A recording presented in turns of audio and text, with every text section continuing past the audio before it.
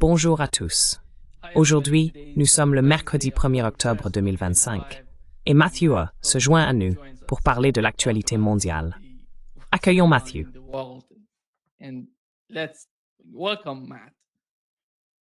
Merci Nima, ça fait plaisir de te voir. Et commençons, Matt, par l'escalade au Moyen-Orient. Oh, je pensais qu'on allait d'abord évacuer la folie et parler de Hegseth. Oui, parce que cela est lié à ce que je vais revenir à la question principale.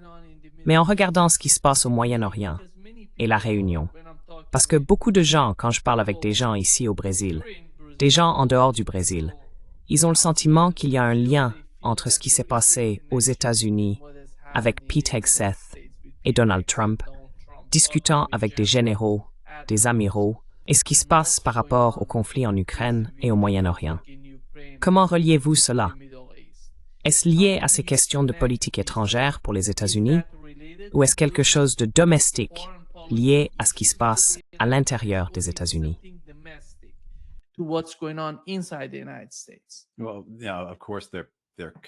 Eh bien, bien sûr qu'ils sont liés. Je veux dire, ce sont les mêmes personnes, non? Vous avez un narcissique à la tête de ce pays qui est déséquilibré. Il est à la dérive dans le sens où il n'a aucun principe, si ce n'est ceux qu'un narcissique ou un mégalomane choisirait d'adopter. En ce sens, c'est un nihiliste qui se donne en spectacle, n'est-ce pas? Voilà qui dirige ce pays. Et puis, quand on regarde qui sont ses conseillers, ce sont des hommes et des femmes qui ont accédé au pouvoir parce qu'ils sont d'excellents sycophantes. Ils sont incroyablement loyaux. Ce sont vraiment de très bons porte-paroles.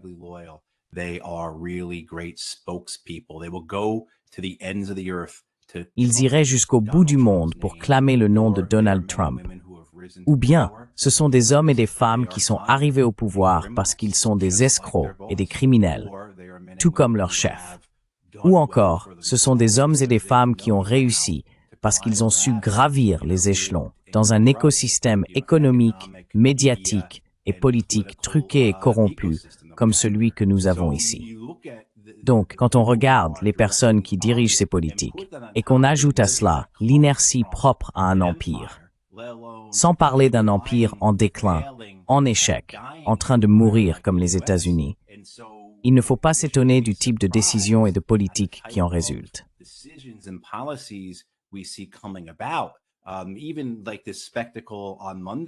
Même ce spectacle de lundi, où Donald Trump a forcé Netanyahou à téléphoner à l'émir du Qatar pour s'excuser, puis à publier des photos de l'événement. Tout cela relève d'un comportement puéril, immature et tyrannique que le reste du monde observe. Et même si beaucoup souhaitent voir Netanyahou remis à sa place, il ne l'est pas, pour une raison autre que le fait que les Qataris ont offert au président des États-Unis un avion d'une valeur d'un demi-milliard de dollars. Tout cela, encore une fois, est sans fondement. C'est déséquilibré, c'est sans principe. Et donc, les questions que nous nous posons sur les raisons pour lesquelles ces choses se produisent au Moyen-Orient.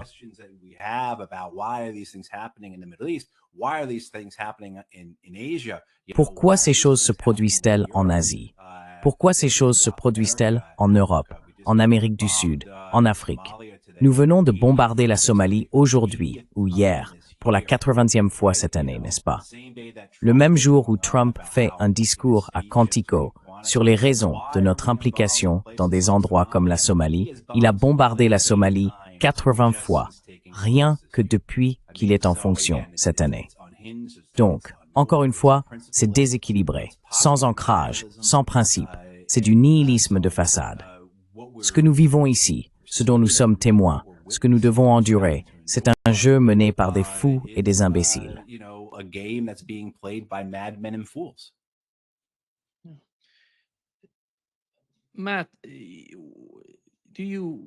Matt, penses-tu que Donald Trump avec Pete Hegseth, ou le principal message de cette réunion selon toi, adressé aux généraux et aux amiraux, quel était-il?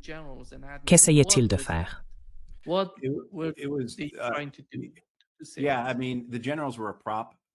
Oui, je veux dire, les généraux étaient un accessoire. Il y avait clairement un aspect « mettez-vous en rang, voici nos nouvelles normes ». beaucoup de coups de poitrine, beaucoup de bêtises machistes de la part de Pete Hegseth et Donald Trump. Mais ils étaient essentiellement un accessoire. C'était une opération de communication. Ce n'était rien qui devait vraiment arriver. Je pense que cela a été discuté encore et encore. Mais le fait qu'ils aient diffusé ça en direct, ces généraux, amiraux et hauts gradés auraient pu le regarder comme vous et moi. Donc, la mise en scène, évidemment, est tellement importante pour ces gens-là, non?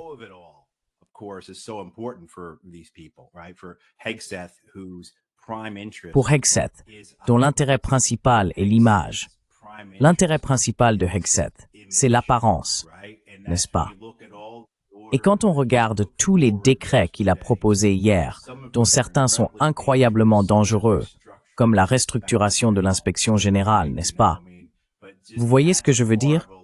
Mais cela ne fait que partie d'un plan plus vaste qu'ils ont pour s'approprier l'armée, pour en faire une armée qui leur ressemble, qui partage leurs convictions et qui leur obéira totalement. Cette administration et les personnes du côté de la sécurité nationale, du côté de la sécurité intérieure aussi, tout le monde, je ne devrais pas faire de distinction entre eux.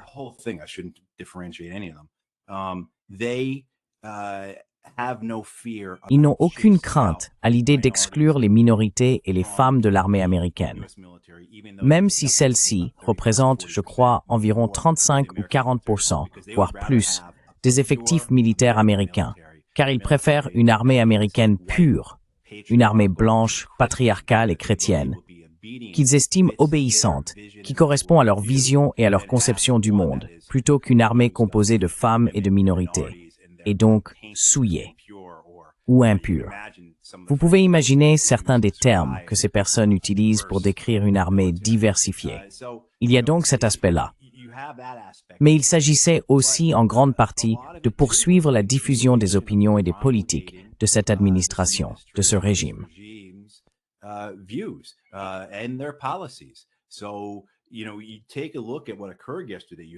Alors vous savez, regardez ce qui s'est passé hier. Vous aviez ce commandant en chef, encore une fois, qui est le président, se soumettre devant un narcissique, un secrétaire à la guerre, comme il faut désormais l'appeler, qui ne se préoccupe que de l'image et de l'apparence. Et puis, il y a ce théâtre de centaines de généraux, d'amiraux, de sergents-majors, de Command Master Chiefs, etc., qui sont là, assis en silence et obéissants, pendant que le président déclare que les prochains champs de bataille nécessaires pour l'armée américaine seront les villes américaines. Et il n'y a eu aucun mot depuis la fin de ce président. Alors que nous avons vu l'armée américaine être utilisée pour tuer des gens de manière extrajudiciaire, pour aider à la détention, à la brutalisation, à l'arrestation de citoyens américains et de réfugiés résidents et résidents légaux, devrais-je dire, sans qu'un mot ne soit prononcé à ce sujet, vous savez, laissant tout cela se poursuivre sans rien dire.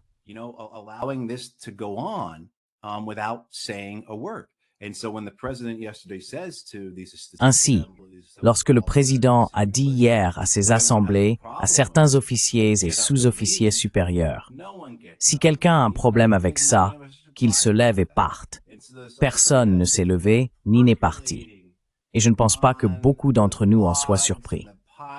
Donc, cette idée qui circule sur les blogs et les podcasts de l'Amérique progressiste, selon laquelle l'armée américaine va, d'une manière ou d'une autre, faire ce qu'il faut et s'opposer à Trump. Eh bien, peut-être que ça ferait un bon livre ou une bonne série télévisée.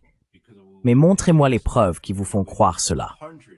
Parce que nous avons vu hier, nous avons vu des centaines de ces hommes et femmes qui sont restés assis et ont écouté un président qui a déjà utilisé l'armée américaine pour mener des actions illégales, criminelles, brutales, troublantes contre le peuple américain et des résidents légaux, et qui n'ont rien fait pour s'y opposer.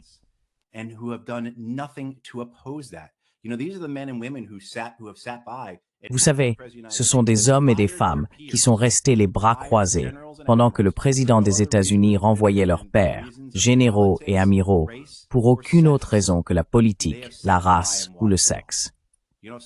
Ils ont tout regardé sans rien dire. C'est là que réside le véritable danger. Et ces hommes et ces femmes au pouvoir, hier c'était Trump et Hegseth, mais on peut étendre cela à Norman, Bondi, n'est-ce pas? On peut aussi l'étendre à Rubio et Miller, à qui vous voulez dans l'administration.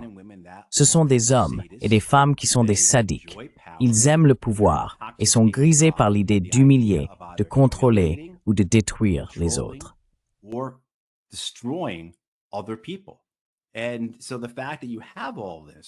Donc, le fait que tout cela existe, que vous rassembliez les éléments et que vous voyez où nous en sommes arrivés, et que vous constatiez ce qu'ils menacent de faire, ce qu'ils disent vouloir faire, y compris la publication de mémorandums sur la sécurité nationale, comme l'a fait le président l'autre jour, ordonnant que l'ensemble des efforts de lutte contre le terrorisme aux États-Unis dans toute l'administration, y compris l'armée américaine, soient dirigés contre les personnes qui critiquent tout ce qu'il apprécie, pour résumer.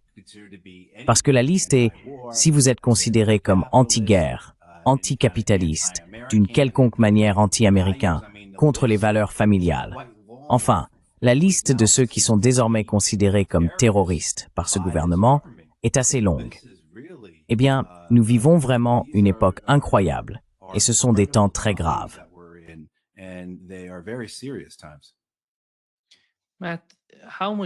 Matt, dans quelle mesure ce qui se passe dans l'affaire du Venezuela est-il lié à l'obsession de Rubio pour cette région du monde, pour le Venezuela-Cuba?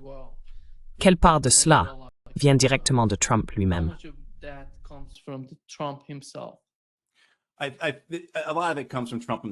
Beaucoup de cela vient de Trump lui-même, de son entourage, ainsi que de l'establishment de la sécurité nationale, de l'élite de la politique étrangère, des industries des combustibles fossiles et de la banque.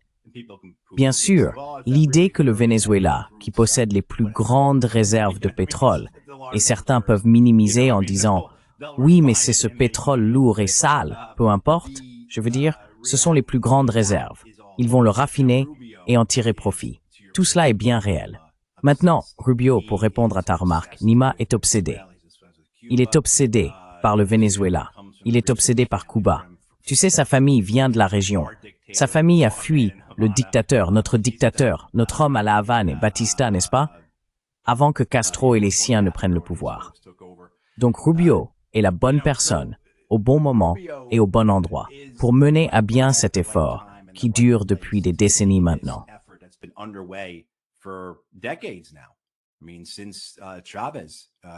Je veux dire, depuis que Chavez est arrivé au pouvoir. Donc c'était quoi? 99-2000. C'était quand? Ça remonte à un moment déjà. Et on a vu des tentatives de coups d'État successives, aussi bien sous des administrations républicaines que démocrates. Et encore une fois, il y a un anticommunisme latent là-dedans. Il y a un lien culturel et historique américain latent à ce sujet, non? Oh, les communistes, il faut être contre. Si tu es un bon Américain, tu dois être contre le communisme. Donc il y a cette facilité politique à s'y opposer. Mais je pense que la plupart de cela vient du fait que nous ne contrôlons pas le Venezuela, que leurs dirigeants nous narguent.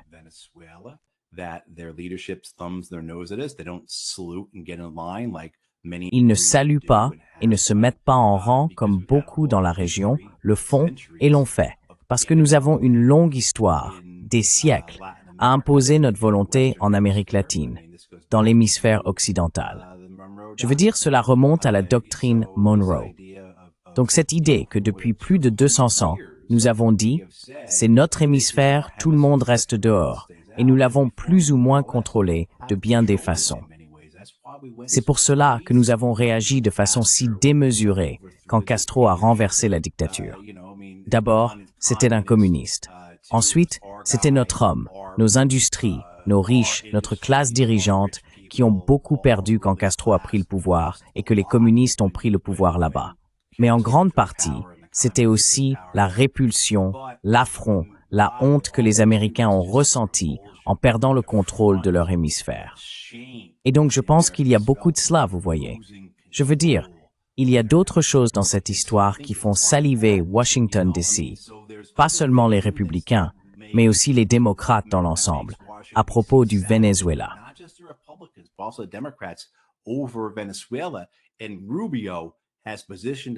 Et Rubio s'est positionné, et c'est ce qu'il voulait. Je pense qu'il y a eu beaucoup de questions cette année, alors qu'on a vu quelqu'un comme Steve Witkoff reprendre beaucoup des fonctions que normalement on supposerait être celles du secrétaire d'État. Et je pense que ça a toujours été comme ça.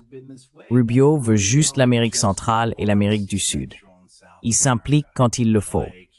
Et c'est clairement un néoconservateur, donc il s'inquiète de la Russie, de la Chine, de l'Iran et d'autres sujets. C'est un sioniste, tu sais. Mais je veux dire, sa principale préoccupation, ce qui l'empêche de dormir la nuit, j'en suis sûr, ce qu'il lit, les vidéos qu'il regarde, concerne l'Amérique latine, l'Amérique centrale, l'Amérique du Sud.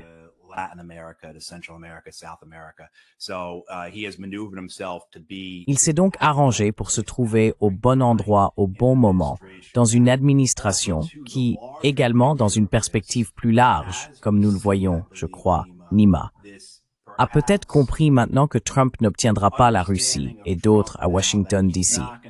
Qu'éloigner la Russie de la Chine n'arrivera pas, n'est-ce pas?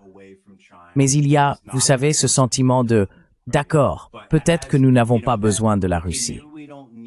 Peut-être qu'il se disait « la Russie a tellement de choses, entre leur pétrole et leur gaz, toutes les autres ressources qui sortent de leur sol.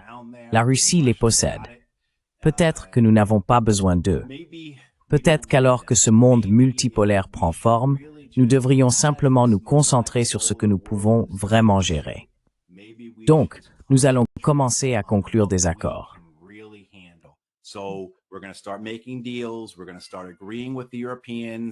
Nous allons commencer à nous aligner sur les Européens. Ils vont suivre notre position sur l'Iran. Nous allons suivre la leur sur l'Ukraine. Nous allons garder ces États vassaux avec nous. Vous savez, ils sont creux, vides, pathétiques et faibles. Mais nous garderons les Européens à nos côtés, parce qu'au moins, cela compte pour le nombre sur la carte, ou l'échiquier, ou dans la colonne, ou peu importe. Plus important encore, si nous obtenons le Venezuela, puis le reste de l'Amérique du Sud, avec tous les minéraux et métaux qui s'y trouvent, alors nous n'aurons plus autant besoin de ces autres parties du monde que nous le pensions. Et nous pourrons continuer à avancer avec confiance dans notre propre bloc pour affronter les autres blocs dans ce monde multipolaire.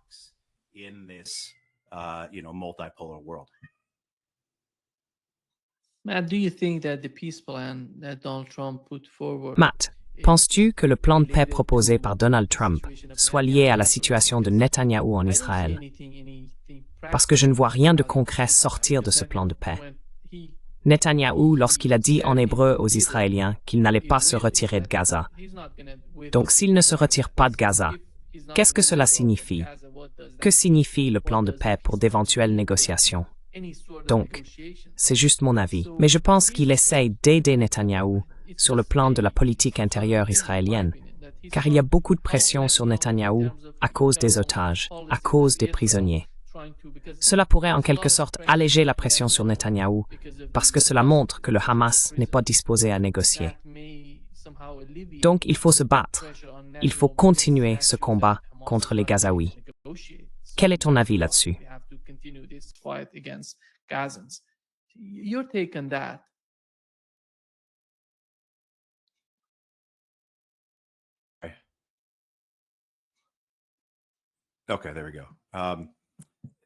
D'accord, voilà.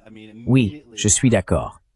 Je veux dire, immédiatement après l'annonce de cette chose, on ne peut même pas dire qu'elle a été signée. Et le spectacle que cela a donné, n'est-ce pas? Et la naïveté des médias occidentaux à décrire cela comme un accord de paix, alors qu'il ne s'agit qu'une déclaration de deux puissances contre une autre, disant « voilà ce que nous avons l'intention de faire ». Je veux dire, le Hamas n'avait même pas vu ce document avant la fin de la nuit de lundi, plusieurs heures après l'annonce de sa mise en œuvre. Mais ensuite, bien sûr, pour que Netanyahou, comme tu l'as dit, se retourne immédiatement et déclare « non, nos troupes ne partiront pas », ainsi que « non, il n'y aura pas d'État palestinien ». Et puis, quand on lit le texte de cet accord, et de nombreuses personnes l'ont déjà commenté et démonté, on constate son imprécision, son manque de détails.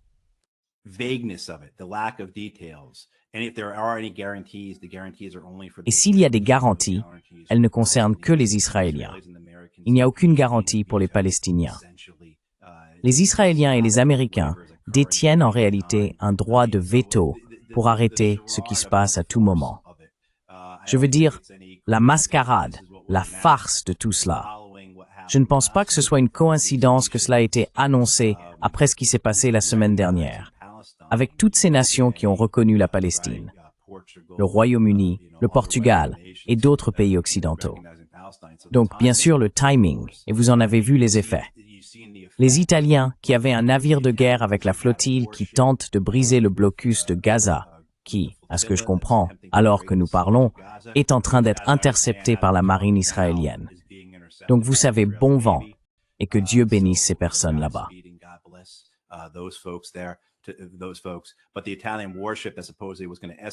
Mais le navire de guerre italien, qui était censé les escorter, ils l'ont fait revenir. Ils l'ont renvoyé. La discussion sur l'interdiction des Israéliens de participer au championnat de football, vous savez, cela a été abandonné. Et l'excuse donnée, je crois que c'était la FIFA ou l'UEFA ou peu importe, c'était « Eh bien, maintenant, il y a cet accord de paix.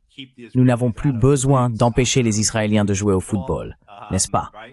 Parce qu'on a cet accord de paix. » Donc, ce qu'on voit là, c'est le but principal. C'est comme avec Trump et la haie, c'est une question d'image et d'apparence plutôt que de fond. Je veux dire, aujourd'hui, ou hier, pardon, Israel Katz, le ministre de la Défense, a tweeté. Donc, ce n'est même pas une déclaration qui aurait fuité.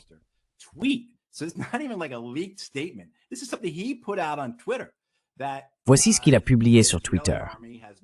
L'armée israélienne a désormais achevé sa progression vers l'ouest à travers la bande de Gaza. Ils ont complètement coupé Gaza du nord au sud, de sorte qu'aucun Palestinien ne peut passer vers le sud sans franchir un poste de contrôle. Et ce que Katz affirme, c'est que tous les Palestiniens encore présents dans le nord seront considérés comme des terroristes ou des soutiens du terrorisme. En somme, il établit publiquement sur Twitter, sur X, une zone de tir libre pour la moitié nord de Gaza. Ce ministre israélien de la Défense déclare qu'ils appliquent désormais une politique dans le nord de Gaza, comme il l'avait fait auparavant en Irak. Mais il le dit sur Twitter, avec le culot de l'annoncer publiquement. Nous allons tuer tout ce qui bouge dans le nord de Gaza.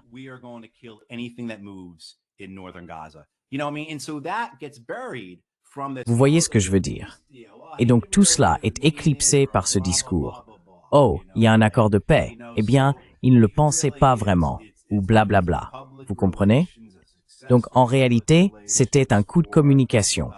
Un coup de communication réussi en termes d'utilisation en Europe et aux États-Unis. Et au final, cela n'aura aucune signification. Je pense que nous avons tous déjà vu ce scénario. Nous savons comment cela va se passer. Et ce qui est mis en avant maintenant, bien sûr, nous voyons les pays musulmans qui étaient censés avoir participé à l'élaboration de ce plan sortir et dire que ce n'est pas le plan sur lequel nous nous étions mis d'accord.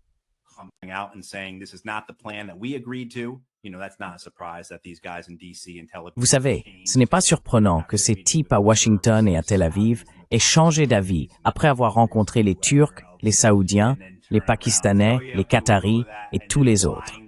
Et puis, ils se retournent et disent « Oh, d'accord, on va faire comme ça. » Puis ils leur mentent et reviennent dire autre chose. Vous avez vu cette déclaration publiée par 8 de ces pays qui disaient qu'ils n'acceptaient pas l'accord de paix. Ils ont dit qu'ils saluaient les efforts du président, qu'ils étaient heureux de voir ce genre de choses progresser, et ils ont affirmé la nécessité d'un accord.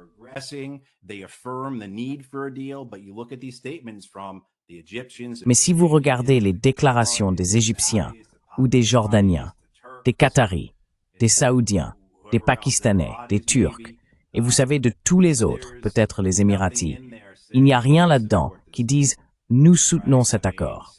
N'est-ce pas? Donc oui, je pense qu'on va devoir supporter encore quelques semaines de désinformation médiatique sur le fait que le Hamas brise l'accord, ce qui sert essentiellement à couvrir les Israéliens pour qu'ils poursuivent leur génocide et leur nettoyage ethnique. Et nous verrons, comme on peut le comprendre dans ce qu'a dit Katz aujourd'hui, une poursuite de la destruction du nord de Gaza, dans la continuité de ce qu'ils essayent de faire depuis 2 ans.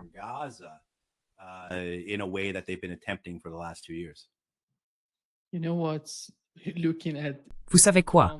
Quand on voit Donald Trump soutenir la participation de Tony Blair à l'accord, et, vous savez, Tony Blair est un symbole de mort et de destruction pour la région. Comment peut-on lui confier la moindre responsabilité? Cela a pourtant parfaitement du sens pour eux. It makes perfect sense for them, though. I mean, these are if you go to DC, Nima, like. Je veux dire, si tu vas à Washington, Nima, si tu viens aux États-Unis, je te retrouverai à DC. On ira à toutes ces conférences de think tank. Et si Blair est en ville, ou quelqu'un d'autre comme lui, tu verras comment il célèbre un homme comme ça. Tous les think tanks, les instituts, les universités, les éloges, la joie, l'adulation, ce sera écœurant, ce sera dégoûtant, tu en auras la nausée. Mais c'est comme ça qu'il voit. Il le considère comme un grand homme d'État. Il le voit comme l'une des figures clés, non seulement du XXe siècle, mais aussi du XXIe siècle. Je veux dire, c'est l'homme qui, je veux pas entrer dans les détails parce que je vais m'énerver et commencer à jurer. Mais tu vois, donc c'est pas, je pense que la résignation de voir Blair être inclus là-dedans est mieux exprimée par la réaction de George Galloway quand il a vu ça. Il a juste tweeté. Galloway a tweeté. Voilà, putain, tu vois, dans le sens de, bien sûr. Et je suis sûr que,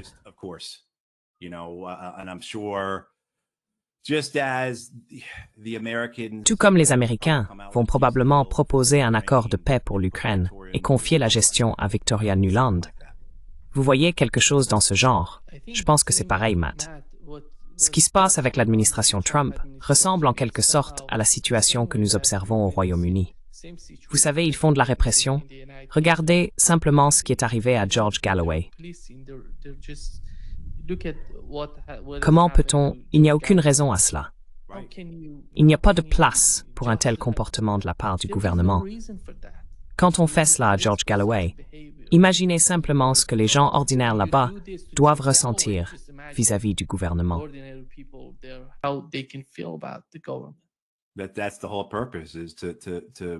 c'est tout l'objectif, les intimider pour les réduire au silence. Vous savez, ici aux États-Unis, nous avons des policiers en civil dans nos rues. À ma connaissance, nous ne les avons pas encore vus ici en Caroline du Nord.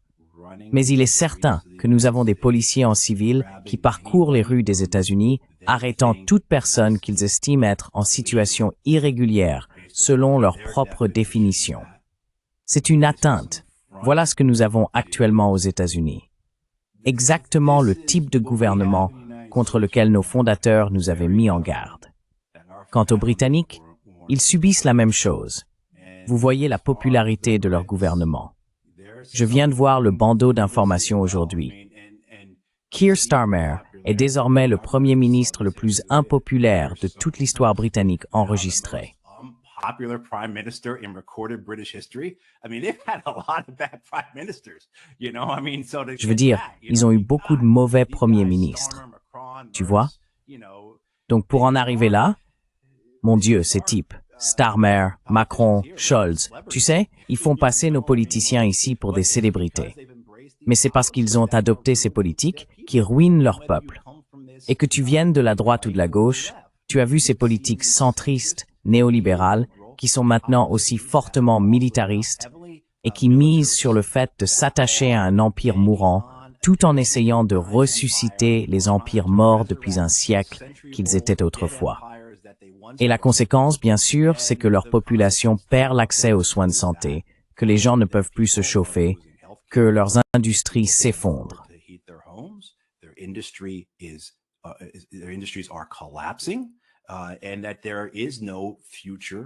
Et qu'il n'y a pas d'avenir pour leur peuple, leurs enfants et leurs petits-enfants. Et encore une fois, que l'on aborde la question depuis la gauche ou la droite, c'est la compréhension, parce que c'est la compréhension correcte de ce qui se passe, de ce qui s'est passé. La crise migratoire sur laquelle les gens veulent pointer du doigt, d'où vient-elle? D'où viennent ces personnes? D'où viennent ces Syriens, ces Afghans, ces Irakiens? Pourquoi sont-ils allés en Europe?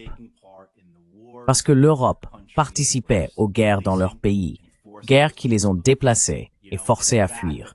Et le fait qu'ils ne puissent même pas assumer la responsabilité ou rendre des comptes à ce sujet.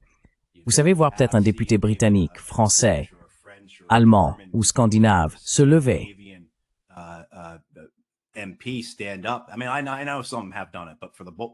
Je veux dire, je sais que certains l'ont fait, mais dans l'ensemble, as-tu vu quelqu'un se lever et dire oui, la raison pour laquelle nous avons autant de réfugiés ici, c'est parce que nous participons au bombardement de leur pays. Je veux dire, as-tu vu ça? À part une poignée de personnes dans ce pays-ci ou ce pays-là, tu vois? Donc au final, ce à quoi ils s'accrochent, c'est cette relation avec les États-Unis. Ils s'accrochent au militarisme en espérant que cela détournera l'attention de leur population et leur donnera une sorte d'identité, parce qu'ils sont des premiers ministres en temps de guerre, des députés en temps de guerre, des présidents en temps de guerre, peu importe, qui uniront leur peuple et les forceront à les soutenir quoi qu'il arrive, à cause de l'ours russe ou autre chose.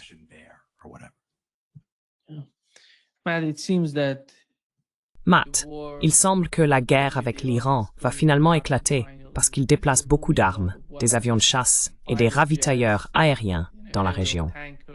Ressens-tu la même chose? Penses-tu que la guerre arrive? Je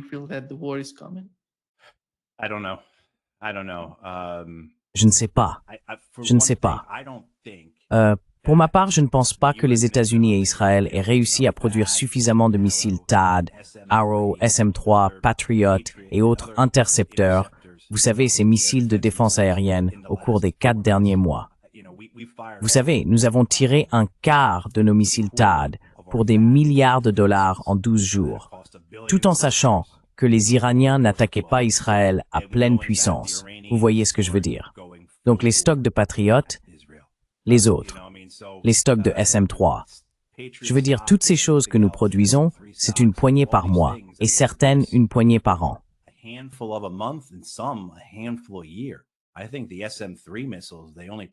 Je pense que les missiles SM-3, ils n'en produisent qu'une vingtaine par an. Donc ce sont des systèmes de défense aérienne très importants que nous ne pouvons pas reconstituer rapidement. Et cela sera, je veux dire, ils ont déjà vu de quoi Israël est capable en Iran. Nous avons aussi vu de quoi les Iraniens sont capables. Et l'idée qu'Israël puisse porter un coup décisif, non, ils ne le peuvent pas. Ils ont essayé. C'était une attaque surprise. Ils s'en sont sortis. Ils ont plutôt bien réussi. Ils ont tué beaucoup de chefs militaires. Ils ont failli tuer le président. Vous voyez ce que je veux dire? Mais si cela arrivait, au fond, qu'est-ce que ça changerait?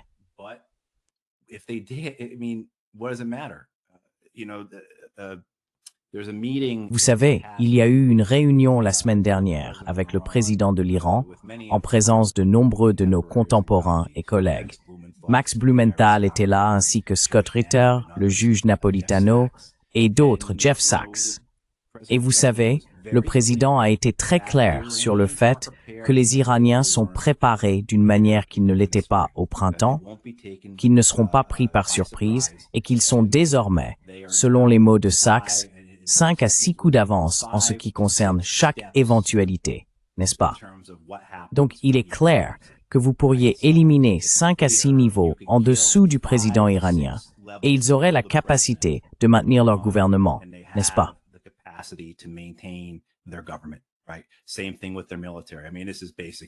C'est la même chose avec leur armée. Je veux dire, c'est des notions de base, non? Dans l'armée, on t'apprend à pouvoir faire le travail du supérieur de ton supérieur, n'est-ce pas? L'idée, c'est que tu dois être capable d'occuper un poste 2 niveaux au-dessus du tien, parce que des gens peuvent être tués. Les Iraniens comprennent aussi que l'effet de leurs missiles commençait tout juste à se faire sentir contre les Israéliens et les Américains.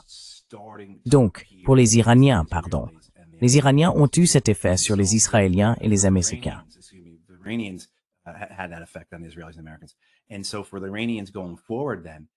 Ainsi, pour les Iraniens à l'avenir, l'idée, selon moi, serait d'allonger tout conflit, d'étirer le conflit afin d'épuiser les stocks de missiles de défense aérienne des Israéliens et des Américains pour qu'ils deviennent alors vulnérables. Nous avons vu que les Israéliens ne peuvent pas porter un coup décisif en une seule attaque, ce dont ils auraient besoin. Nous l'avons constaté. Une guerre prolongée joue contre les Israéliens et les Américains. Les Iraniens ne veulent pas s'engager dans cette voie.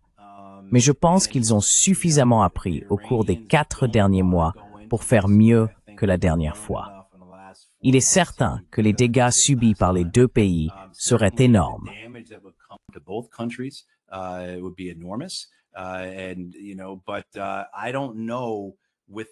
Et vous savez, je ne sais pas avec les Israéliens. Tout cela est très raisonnable et logique, ce qui vient d'être dit.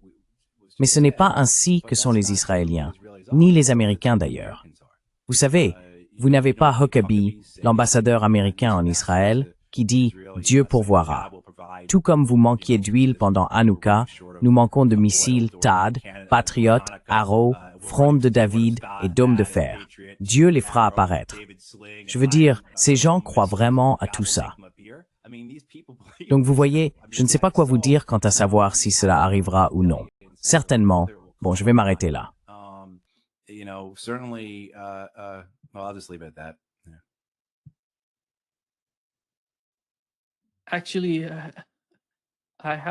En réalité, je n'ai aucun doute que Netanyahou veut la guerre le plus rapidement possible.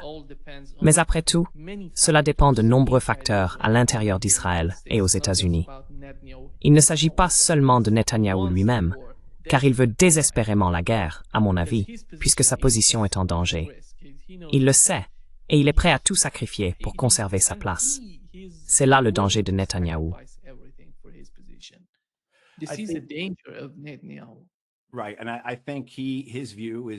D'accord. Et je pense que selon lui, Israël fait effectivement face à 7 ennemis.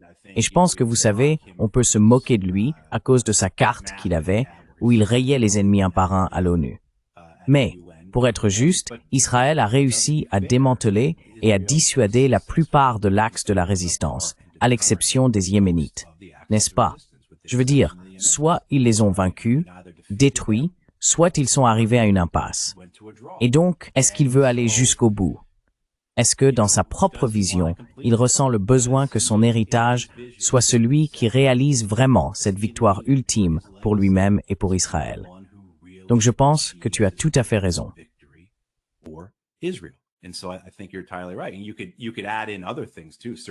Et on pourrait ajouter d'autres éléments à sa situation en Israël, notamment en ce qui concerne son procès pour corruption et tout le reste. Le fait que des élections auront lieu d'ici un an. Bientôt, cela renforcerait le soutien en Israël pour tout accord de paix, même si, comme nous l'avons évoqué, il ne s'agira de rien de significatif. Je ne pense pas qu'il perdra le soutien de vous savez, et que son gouvernement s'effondrera. L'autre chose aussi, c'est qu'encore une fois, les Israéliens, leur objectif, c'est la Cisjordanie, n'est-ce pas? Donc ils ont écarté le Hezbollah, ils ont écarté la Syrie, ils ont dissuadé les Irakiens, ils ont plus ou moins dissuadé les Iraniens. Les Yéménites font ce qu'ils peuvent, Dieu les bénisse.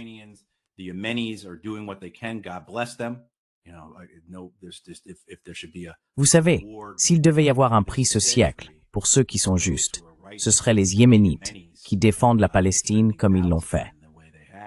Mais au final, quel est l'impact réel? Est-ce qu'il ressent le besoin, est-ce qu'Israël ressent le besoin de poursuivre une guerre contre l'Iran, surtout s'il pense pouvoir amener les Américains à faire l'essentiel du travail, la plupart des combats, la majorité des bombardements? Est-ce qu'ils estiment devoir faire cela pour rendre les conditions d'annexion de la Cisjordanie plus favorables? Ainsi, on observe ces opérations de préparation du terrain. C'est vraiment ce que je vois dans tout ce qu'ils ont fait au Moyen-Orient. Liban, Syrie, Iran, pour préparer l'espace en vue de prendre la Cisjordanie, Gaza étant incluse dans ce projet.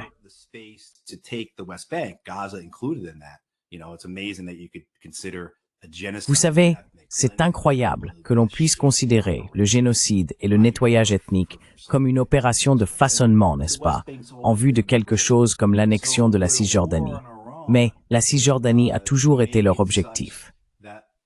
Alors, une guerre contre l'Iran ferait-elle en sorte que le soutien à la résistance palestinienne en Cisjordanie serait considérablement réduit? Que ce soit parce qu'il ne pourrait plus être soutenu par d'autres nations, en particulier l'Iran, ou parce qu'il y aurait une telle distraction avec les États-Unis bombardant Téhéran, n'est-ce pas, que plus personne ne prêterait attention au fait qu'ils viennent de raser des quartiers entiers à Tulkarem en Cisjordanie, n'est-ce pas? Donc, est-ce que cela a du sens? Mais vous savez, nous voilà encore à parler de ce qui a du sens, de ce qui est raisonnable, de ce qui est logique, alors que nous avons affaire à des maniaques génocidaires. Donc, je ne sais pas.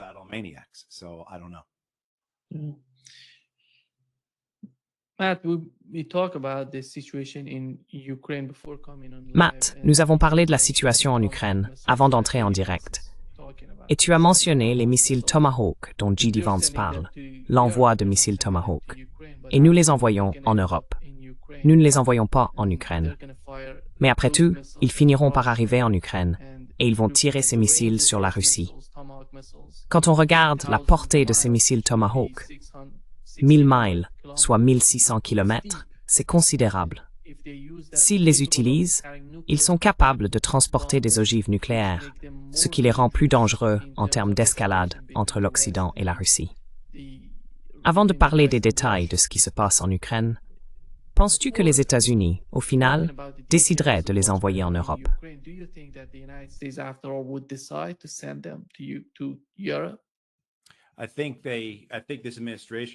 Je pense que cette administration, eh bien, nous verrons ce qui se passera. Pour être juste envers Vance, le vice-président, il a dit que c'était la décision du président. Et je pense que certains reportages ont été un peu agressifs, en affirmant que Vance avait dit qu'il était d'accord avec cela, parce qu'il l'est. Mais le fait qu'il ait manifestement changé de position à ce sujet, Vance, et qu'il était censé être l'un des plus raisonnables, ou, vous savez, il faisait partie des rares à être arrivé dans cette administration sans être aussi belliciste sur la guerre que disons Mike Waltz ou Rubio ou encore Hegseth. Les raisons pour lesquelles il soutient cela maintenant, lorsqu'on lui a posé la question dans cette interview sur Fox News, les raisons pour lesquelles il soutenait la livraison des Tomahawks étaient vraiment assez répugnantes.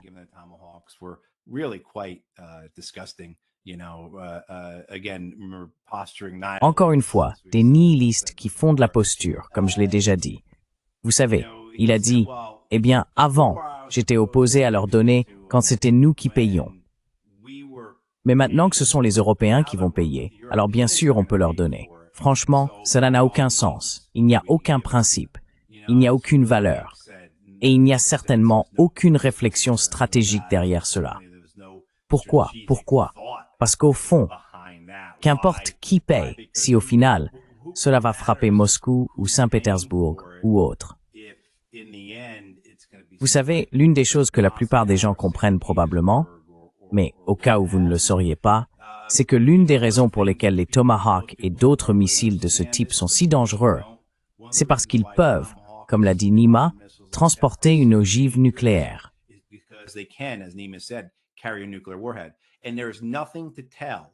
Et il n'y a rien pour indiquer à l'ennemi, à la partie qui reçoit ces Tomahawks, s'il s'agit d'une ogive conventionnelle ou d'une ogive nucléaire. Il n'y a pas de panneau, pas de lumière clignotante, il n'y a pas de signature radar particulière. Si vous êtes de l'autre côté, vous ne savez pas si ce qui est lancé contre vous est une arme conventionnelle ou nucléaire. Vous savez, ces armes que nous distribuons de plus en plus, l'Australie et le Japon disposent désormais de missiles Tomahawk, bien sûr, à utiliser contre la Chine. Je ne suis pas si certain de la capacité des Tomahawk. Ce sont certes des systèmes plus anciens qui ont bien sûr été modernisés, mais ce sont des missiles de croisière subsoniques.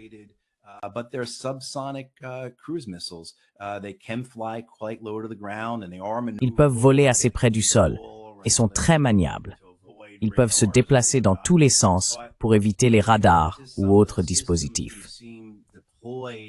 Mais comparé à certains des systèmes que nous avons vus déployer, que ce soit par les Israéliens, les Iraniens ou les Russes, je ne devrais pas dire les Ukrainiens, je ne pense pas que nous ayons vraiment vu quelque chose de particulier de leur part, même s'ils ont prouvé leurs compétences à bien des égards. Je ne veux rien enlever aux Ukrainiens concernant leur capacité à fabriquer des choses.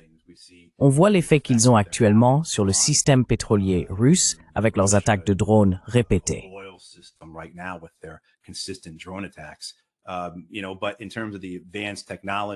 Vous savez, Mais en ce qui concerne la technologie avancée, je ne sais pas à quel point les Russes craignent les Tomahawks. Mais le fait est qu'il existe une capacité que les Ukrainiens n'ont pas. Ce serait une escalade très agressive du conflit.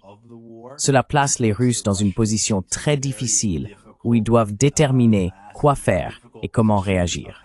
Cela se produit dans un contexte où des personnes comme le chef de l'Allemagne, Friedrich Merz, disent « Nous ne sommes pas en guerre avec la Russie, mais nous ne sommes pas non plus en paix, n'est-ce pas ?» Donc, vous avez cet environnement dans lequel ces armes sont désormais introduites, et cela donne aussi raison aux Russes. Vous voyez, beaucoup de choses reviennent finalement à la sécurité nationale russe.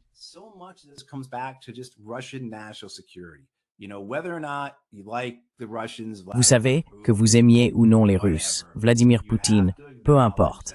Il faut reconnaître qu'un pays encerclé a le droit d'avoir peur. Et puis bien sûr, s'ils sont bloqués ou s'ils voient l'encerclement se resserrer encore plus autour d'eux, ils pourraient effectivement réagir. Et beaucoup de choses, vous savez, on pourrait les pointer du doigt et dire « Qu'en est-il des bases de missiles américaines en Roumanie et en Pologne qui peuvent lancer ce type de missiles ?» Les nouveaux systèmes américains Typhoon de missiles Tomahawk lancés depuis le sol, que je suppose être ceux qu'ils donneraient. Vous savez, il s'agit normalement des Tomahawk dont nous avions dit, il y a un an ou deux, que nous commencerions à les déployer en Allemagne en 2026, 2027 ou 2028, à peu près dans cette période, non?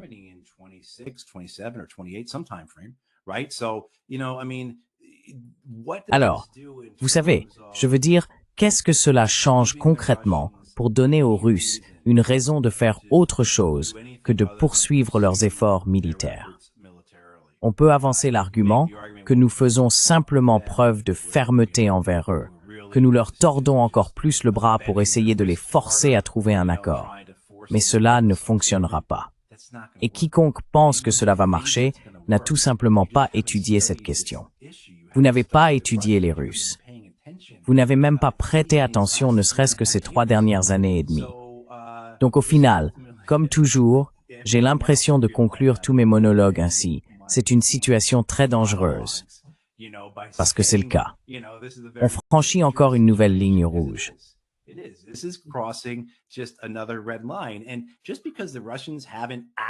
Et ce n'est pas parce que les Russes n'ont pas agi comme on voudrait qu'ils agissent lorsqu'une ligne rouge est franchie qu'ils ne le feront pas à un moment donné. Et on a vu, il faut le souligner, cette fabrication d'hystérie autour de ce qui semble être des événements montés de toutes pièces pour tenter de justifier une nouvelle intervention de l'OTAN contre la Russie. N'est-ce pas? Je veux dire ce qui pourrait être des opérations sous faux drapeau, mais certainement des incidents accidentels qui ont été présentés comme du sabotage russe. Vous vous souvenez, l'an dernier, on a beaucoup parlé des Russes qui coupaient les câbles sous-marins dans la Baltique, et les enquêtes menées par les pays scandinaves ont toutes conclu qu'il s'agissait d'accidents. Mais cela n'a pas empêché CNN, le New York Times et la presse européenne de s'emballer en affirmant que les Russes menaient toute cette guerre hybride.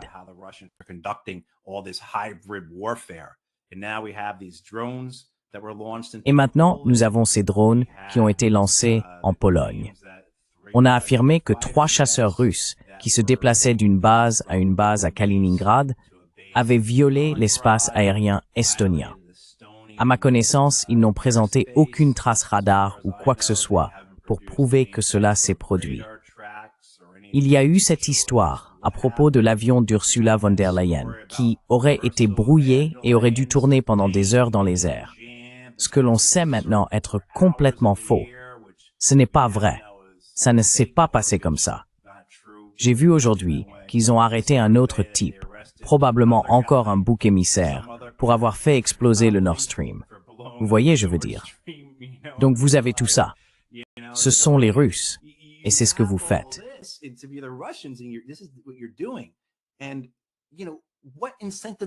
Et vous savez, quel est l'intérêt de vraiment engager un effort diplomatique sérieux avec ces gens-là? Et maintenant, ils vous menacent avec des Tomahawks. Si vous êtes à leur place, pourquoi continuer à participer à des efforts diplomatiques? Parce que ces gens sont insincères. Ce sont des menteurs, des fabulistes et des rêveurs. Ce sont les fous et les imbéciles dont nous avons parlé plus tôt.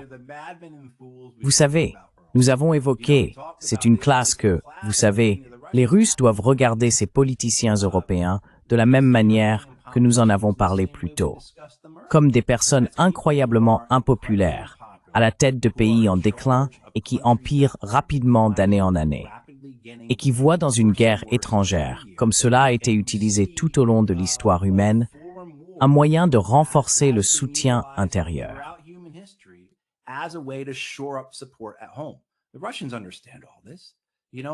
Les Russes comprennent tout cela. Alors, quel intérêt ont-ils à revenir à la table des négociations? Parce que je sais que cela a été une critique des Américains ces dernières semaines. Les Russes n'ont pas accepté de négociations bilatérales. Nous avons eu cette rencontre à Anchorage, nous pensions avancer, et ils sont introuvables. Et d'accord, je peux comprendre cette frustration. Mais enfin, regardez-vous dans le miroir. Que leur offrez-vous pour leur permettre de dire « D'accord, c'est une manière intelligente d'avancer », plutôt que « Eh bien, nous allons simplement continuer à nous battre sur le terrain. Nous poursuivrons notre politique d'épuisement de l'armée ukrainienne. »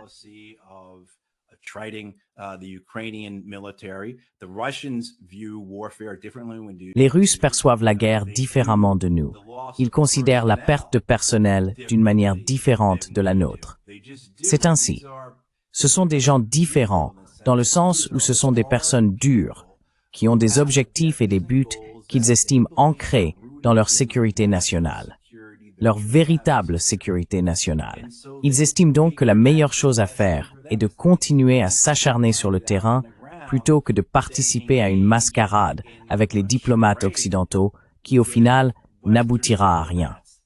Et si cela devait aboutir à quelque chose, ce serait finalement trahi, comme cela l'a été à de nombreuses reprises.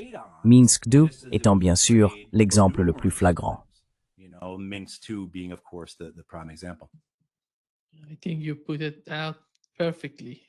Je pense que tu as parfaitement résumé ce qui se passe dans l'esprit des Russes. Et Matt, pour conclure cette session, quand on regarde l'Europe aujourd'hui, il ne semble pas que nous pensions que l'administration Trump aurait une telle influence sur l'Europe, mais il semble que l'establishment traditionnel aux États-Unis est tout simplement tout dominé. Et en regardant Ursula von der Leyen, il me semble que c'est sous l'administration Biden de conflit en Ukraine. Restet ça des sièges.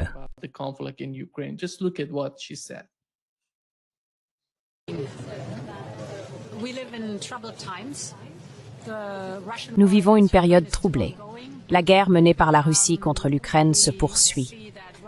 Nous voyons que la Russie met à l'épreuve notre détermination. Ce sont donc des moments où il est absolument essentiel que nous ayons un sentiment commun d'urgence et d'unité pour relever ces défis. Le Conseil européen informel à Copenhague arrive donc à point nommé. Nous allons discuter de deux sujets, la défense et l'Ukraine. Sur la défense, ma commission a préparé un document d'orientation pour discuter de la direction à prendre, mais aussi, par exemple, de projets phares comme le mur de drones. Et s'agissant de l'Ukraine, si nous sommes tous d'accord pour dire que l'Ukraine est notre première ligne de défense, nous devons renforcer notre soutien militaire à l'Ukraine.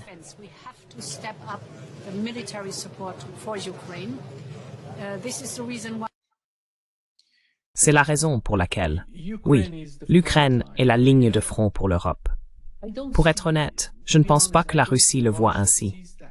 La Russie ne considère pas l'Ukraine comme étant aussi liée à l'Europe. Elle voit l'Ukraine comme son voisin, comme son principal voisin, en termes de sécurité pour la Russie.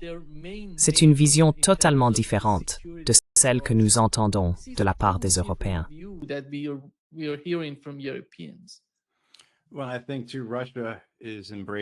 Eh bien, je pense aussi que la Russie s'inscrit désormais dans une situation mondiale bien plus large.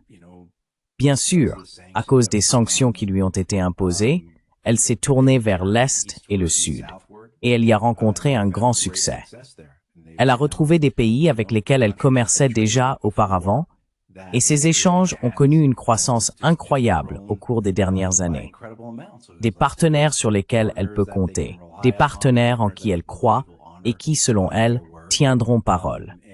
Et elle constate, comme vous le disiez tout à l'heure, que les nations européennes ignorent leurs propres problèmes internes et en rejettent la faute sur tout le monde, que ce soit la Russie, les migrants ou autre chose, en pensant que la solution réside dans le militarisme.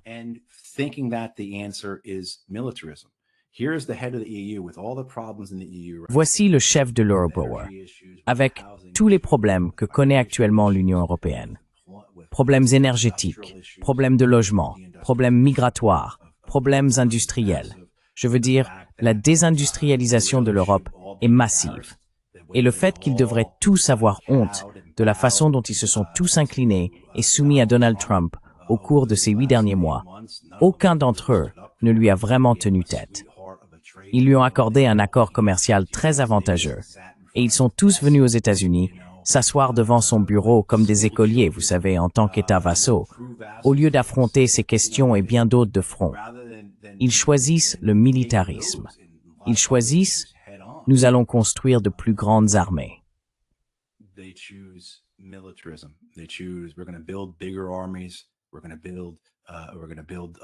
Nous allons construire de plus grandes usines d'armement.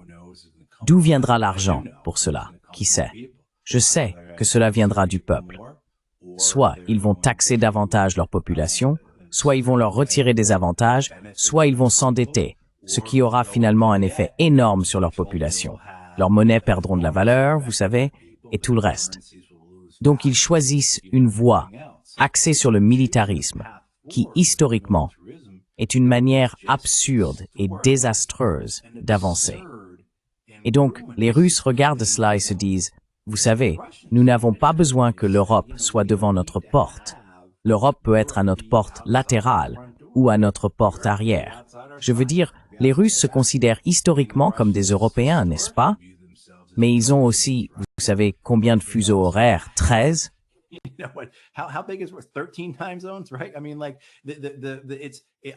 Oui, je veux dire, je pense que c'est aussi l'adoption d'une posture globale. Encore une fois, je pense que nous sommes encore, je me surprends moi-même à décrire le monde multipolaire comme un monde à venir, alors qu'il est déjà là. Je veux dire, il faut m'excuser si mon langage n'est pas encore adapté à la réalité actuelle, vous voyez. Mais oui, ils comprennent cela, et la ligne a été tracée. Bien sûr, je pense que s'ils pouvaient renouer une relation avec l'Europe, où ils retrouveraient une forme d'échange commercial mutuellement bénéfique, pourquoi pas?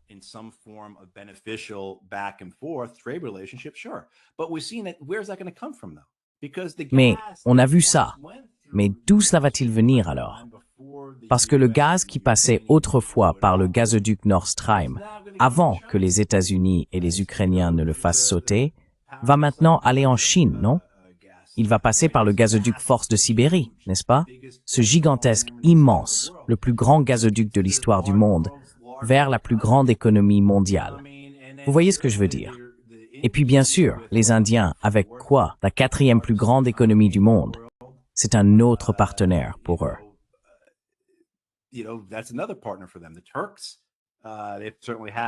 Les Turcs ont certes eu leurs problèmes économiques, mais c'est aussi un pays assez grand et important, avec une histoire à laquelle ils tiennent, vous voyez ce que je veux dire.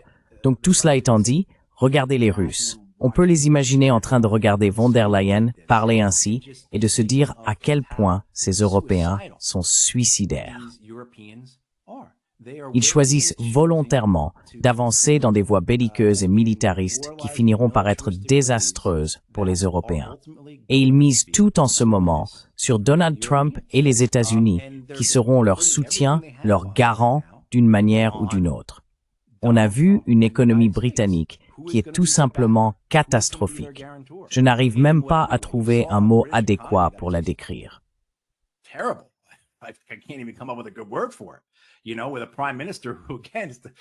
Vous savez, avec un Premier ministre qui, encore une fois, est le Premier ministre le plus impopulaire de l'histoire britannique. Je veux dire, je n'arrête pas d'y penser toute la journée. Je vais devoir aller sur Google plus tard pour vérifier qui d'autre figure sur cette liste, vous voyez? Mais vous savez, on vient de signer un accord de 400 milliards de dollars pour investir en Grande-Bretagne. Les entreprises américaines vont venir et elles vont prendre leur part du gâteau aux Britanniques. Les entreprises américaines vont finir tirer plus de bénéfices de cet accord que les Britanniques eux-mêmes. Mais les Britanniques, ils n'ont rien. Ils n'ont pas. Je veux dire, là où les Européens auraient pu aller il y a 30 ans, au lieu de nager sous les Américains comme les petits poissons sous le requin, mangeant les restes qui tombent de sa bouche, ils ont suivi les Américains en Irak.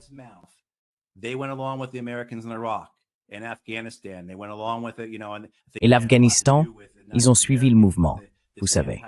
Et je pense que cela tient beaucoup non seulement aux Américains, mais aussi à cette absurdité anti-russe des 25 dernières années.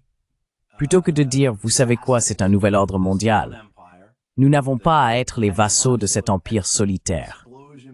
Avec l'explosion technologique qui avait lieu, l'Europe aurait pu devenir un pôle d'innovation, un pôle d'éducation. Je veux dire, évidemment, quand on regarde en arrière, on se demande comment les Européens peuvent se retrouver dans cette situation autrement que par leur propre faute. Et je pense que c'est ainsi que les Russes le voient.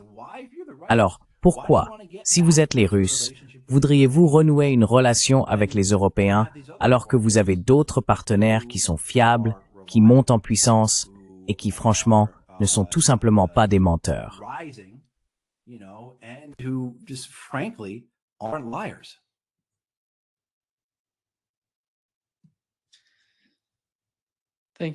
Merci beaucoup, Matt, d'être avec nous aujourd'hui. C'est un grand plaisir, comme toujours. Merci, Nima. I appreciate it. Je vous en suis reconnaissant.